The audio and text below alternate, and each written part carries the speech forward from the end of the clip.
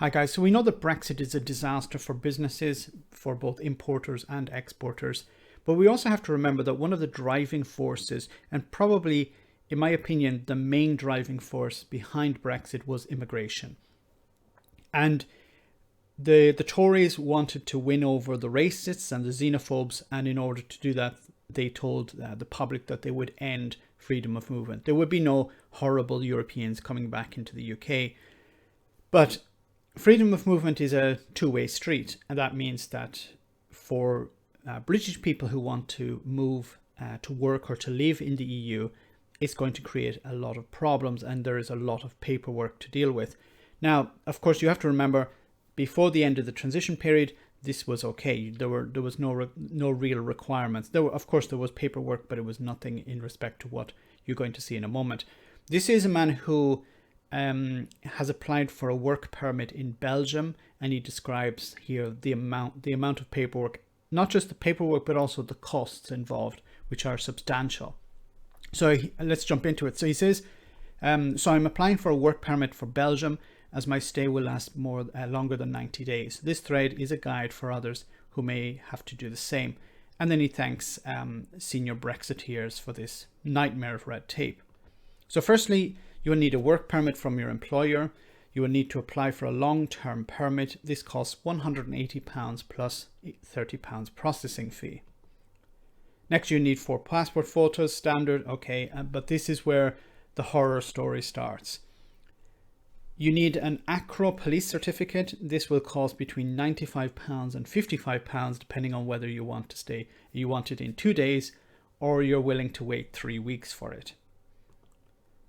This will need to be legalized, which involves posting it to a government office who will stamp it. This takes 10 days plus shipping time. It costs £35.50 minimum. So we're already building up a lot of paperwork and a lot of cost. Then he goes on to say, you will need a medical certificate from one of the Belgian embassy's approved doctors. This costs between £125 and £325. And basically just says you don't have TB or anything else that requires a quarantine.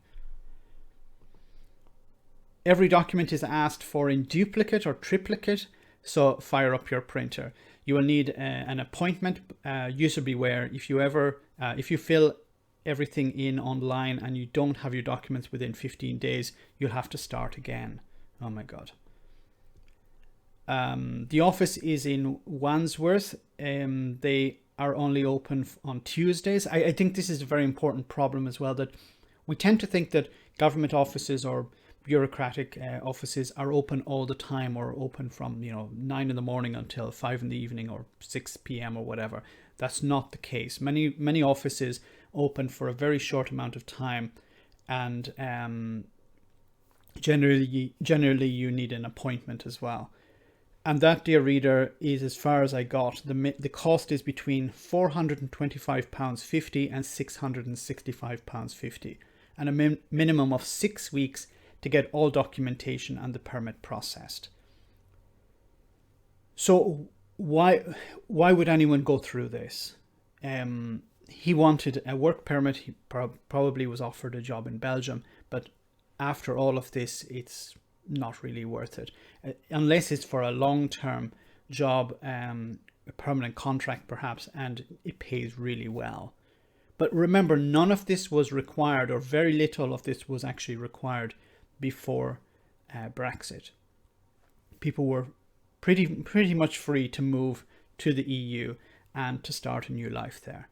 But thanks to Brexiteers and their attempts to win over the racists and xenophobes, this is now the cost. Now, you also have to remember that this is something that's going to affect people at the lower end of the scale. If you're a millionaire Brexiteer, you can just pay for all of this, pay someone else to do all the work for you. It's not really a problem for you. This is a problem for the poor and the working class, if they find a possibility, especially as many companies now are moving some of their work abroad because of Brexit. There may be some opportunities. If you have a choice to work abroad with the company that you're already in, that's a great opportunity. Perhaps the company you're working in now is downsizing.